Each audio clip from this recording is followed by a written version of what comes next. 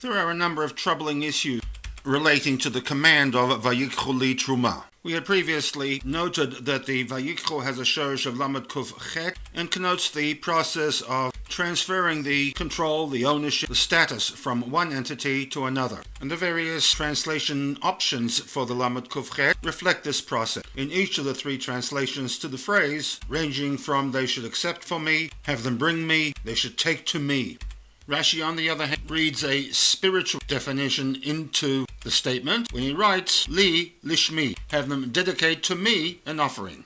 The challenge here is to understand why Rashi makes the change that he does. Most of the major parshanim that interpret Rashi's commentary, such as the Mizrahi, the Be'er Mayim Chayim, the Gur Aryeh, otherwise known as the Maharal, suggest that the problem lies with the word Vayikchu, and on account of the use of the word Vayikchu, Rashi interprets the command in a spiritual context. Have them dedicate to me an offering. The basis for their justification on behalf of Rashi comes from two sources. The first, from a pasuk in Tehillim 24:1, in which the opening words of this perek state that Haaretz umloyah, the earth and all its fullness, Tevel, the inhabited lands, Beyoshvei ba, and all those who dwell in it, in that land, LaHashem, belongs to God. In other words, by virtue of the fact that God was the creator of earth and all its produce, the land and the people who live there, God can assert control and ownership of the world.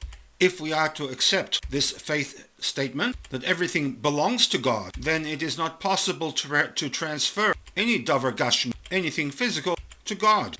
Accordingly, translation for the phrase Vayikchu li Truma, that they should accept for me, God, or Moshe was to have them bring me an offering, or that they should take to me a portion, all three suggesting a transfer of ownership from the private domain to God, is not tenable.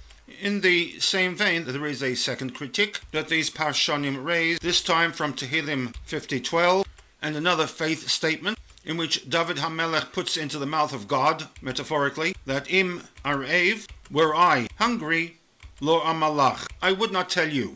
Ki li tevel umaloya, two words that were used in the previous pasuk reference. The world and all its fullness belong to me. Somewhat of a strange statement that God is making, for which the art scroll Tehillim draws upon an explanation from the Radak and the Ibn Ezra that God says, even if I possess the properties of a frail man who becomes hungry, I would never ask to be fed with sacrifices. I lack nothing since the entire world is mine.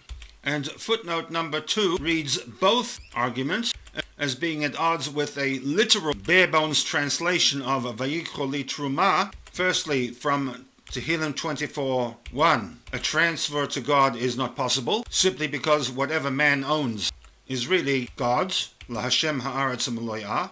And secondly, even without the first problem of ownership, there is the second faith statement of Im erav lo omelach, God basically lacks nothing, for him to ask, Vayikchu li Truma, have them transfer the ownership of what is theirs to me.